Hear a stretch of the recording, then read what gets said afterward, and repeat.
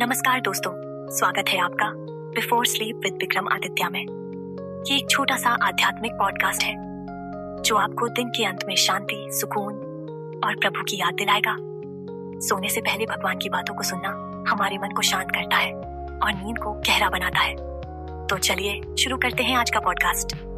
नमस्कार प्यारे भक्तों, क्या आपने कभी सोचा है कि ब्रह्मांड की सबसे रहस्यमय शक्तियां कौन है? क्या आपने सुना है 10 महाविद्याओं के बारे में? वे 10 महाशक्तियां जो पूरे ब्रह्मांड की चेतना को संचालित करती हैं। आज हम आपको लेकर चलेंगे एक अद्भुत यात्रा पर 10 महाविद्याओं और देवी दुर्गा की दिव्य कथा की ओर। यह केवल ज्ञान नहीं है, यह आत्मा को जागृत कर देने वाला अनुभव है। इस वीडियो को पूरा देखिए, लाइक और कमेंट जरूर करिए और सबसे जरूरी, इसे अपने परिवार और मित्रों के साथ साझा करें। देवी की महिमा फैलाना एक बड़ा पुण्य है। भाग 1, देवी दुर्गा और 10 महाविद्याओं की उत्पत्ति की कथा। सबसे पहले जानते हैं 10 महाविद्याएं हैं कौन।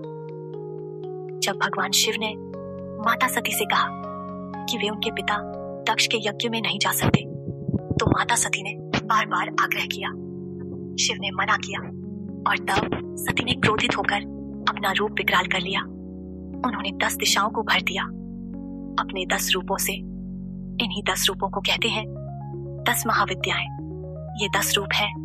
1, काली काल की अधिष्ठात्री, समय से परे। 2, तारा ज्ञान की देवी, मृत्यु से बचाने वाली। 3, त्रिपुर सुंदरी, श्री विद्या, सौंदर्य और शक्ति की प्रतीक। 4, भुवनेश्वरी, सृष्टि की अधिपति देवी। 5, छिन्नमस्ता, आत्म बलिदान और आत्मज्ञान की प्रतीक। 6, भैरवी, तामसिक शक्तियों की नियंत्रक। 7, धूमावती, त्याग, वैराग्य और विधवा रूप। 8, बगलामुखी, शत्रुनाशिनी, वाणी और बुद्धि को नियंत्रित करने वाली। 9, मातंगी कला, संगीत और वाणी की देवी। 10, कमला, लक्ष्मी का रूप, धन और वैभव की देवी। ये 10 महाविद्याएं मिलकर देवी दुर्गा का पूर्ण स्वरूप बनाती हैं। यानी जब आप देवी दुर्गा की पूजा करते हैं तो आप सभी 10 महाविद्याओं की आराधना एक साथ कर रहे होते हैं। भाग 2, देवी दुर्गा सभी महाविद्याओं की समष्टि शक्ति। देवी दुर्गा को आदि शक्ति कहा गया है। वह त्रिदेवों की जननी है, ब्रह्मा, विष्णु और शिव। जब भी अधर्म बढ़ता है तब देवी दुर्गा अपने विभिन्न रूपों में अवतरित होकर संसार की रक्षा करती है। चाहे महिषासुर वध हो, शुंभ निशुंभ का विनाश हो या राक्षसों से देवताओं की रक्षा, माँ दुर्गा हर बार एक नई महाविद्या के रूप में प्रकट होती है। भाग 3, महाविद्याओं की शक्तियां और विभाग। 1, काली मृत्यु, परिवर्तन, काल की शक्ति। 2, तारा, भय से मुक्ति, मोक्ष की शक्ति। 3, त्रिपुरा सुंदरी, भक्ति, प्रेम, सौंदर्य की शक्ति। 4, भुवनेश्वरी, आकाश तत्व, विस्तार की शक्ति। 5, छिन्नमस्ता, आत्म बलिदान और त्याग की शक्ति। 6, भैरवी, तप, साधना, शक्ति का नियंत्रण। 7, धूमावती, त्याग, वृद्धावस्था, विरक्ति की शक्ति। 8, बगलामुखी, शत्रु विनाश, वाणी का नियंत्रण। 9, मातंगी कला, साहित्य, संगीत की शक्ति। 10, कमला, धन, वैभव, सौभाग्य की शक्ति। भाग 4, कौन कौन से शास्त्र बताते हैं महाविद्याओं के बारे में?